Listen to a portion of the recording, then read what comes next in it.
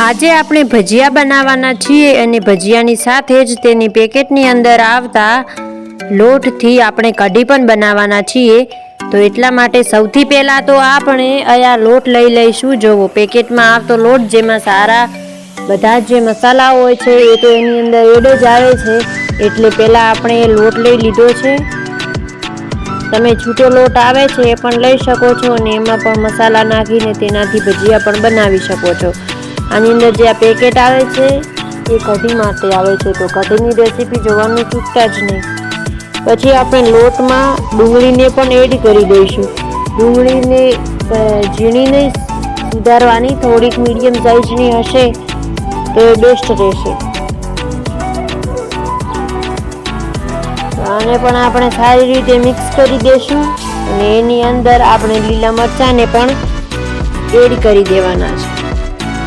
અહીંયા આપણે ધાણાને એડ કરી દીધા છે, સૂકા ધાણા, તમે લીલા ધાણા નાખી શકો છો। પછી આપણે લીલા મરચાં એડ કરી દઈશું, એની સાથે જ આપણે જીરું પણ એડ કરી દઈશું। પછી આપણે 3 ચમચી જેટલા લાલ મરચાં એડ કરશું। આમાં હળદર એડ ના કરાય। પછી આને આપણે સારી રીતે મિક્સ કરી દઈશું।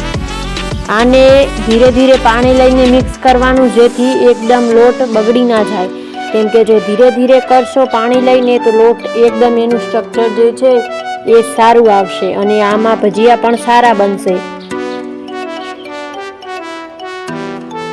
એટલે થોડુંક થોડુંક પાણી લઈને આપણે અહીંયા કરી દેવાનું છે।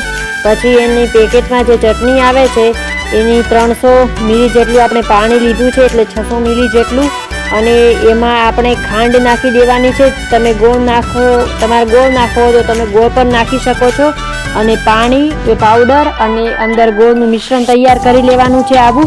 પછી એક તપેલીને ગરમ કરી લેવાની છે કઢી બનાવવા માટે। પછી 2 ચમચી જેટલું એની અંદર આપણે તેલ એડ કરી દેવાનું છે। જોવો, આને જરાય સ્કીપ ના કરતા, નહીંતર પછી તમારી કઢી બગડી શકે છે। એટલે આપણું જ્યારે તેલ ગરમ થઈ જાય એટલે આપણે એમાં ધાણાને નાખી દઈશું। પહેલા આપણે જીરું નાખી દીધું છે, જીરાને ફ્રાય થવા દઈશું। પછી આપણે એની અંદર સૂકા ધાણાને પણ એડ કરી દઈશું।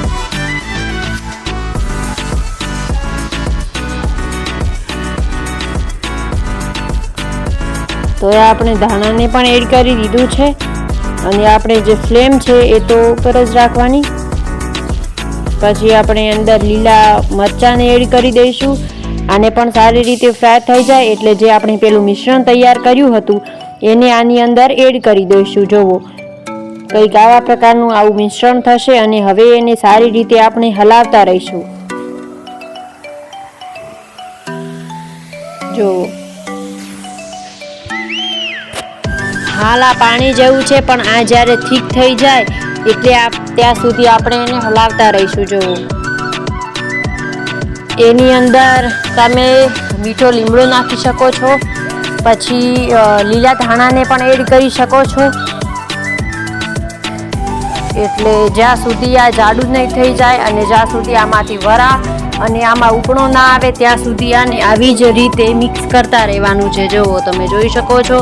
થોડી વાર પછી આપણે જોઈશું તો આપણું જે મિશ્રણ છે કઢી બનીને તૈયાર થઈ જશે। જોવો, હવે આમાંથી વરાળ નીકળવા વળગી છે અને થોડુંક ગરમ પણ થઈ ગયું છે। કોને કોને આવી રીતે કઢી પસંદ છે કહેવાનું ભૂલતા નહીં। જો આપણી કઢી બનીને તૈયાર થઈ ગઈ છે। પછી અહીંયા આપણે મરચાંવાળા ભજીયા પહેલાં તો તૈયાર કરી લઈશું। જુઓ, મરચાંને વચ્ચેથી ફાડી અને પછી એને જે આપણું આ બેટર હતું એમાં કરી દેવાના। પછી આપણે અહીંયા ભજીયા પણ બને છે। જુઓ, મારાથી ગોળ ભજીયા નથી બનતા, કેમ કે અંદર ડુંગળી હોય, જો બટાકા હોય તો ગોળ ભજીયા બનાવી શકાય। તો આપણું આ મિક્સર છે અને અહીંયા મસ્ત મજાના ભજીયા બનીને તૈયાર થઈ ગયા છે। જુઓ, તમે જોઈ શકો છો। અને ભજીયા ખાવામાં પણ બહુ જ સ્વાદિષ્ટ હતા। અહીંયા આપણે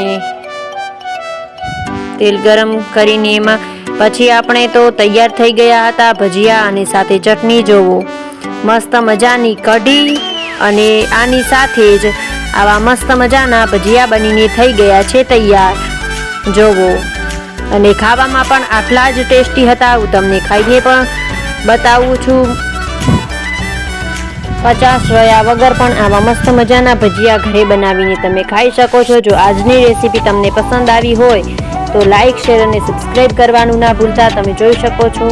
તો મળીએ નવા વિડીયો સાથે. સબસ્ક્રાઈબ કરીને જજો. જય શ્રી કૃષ્ણ. રાધે.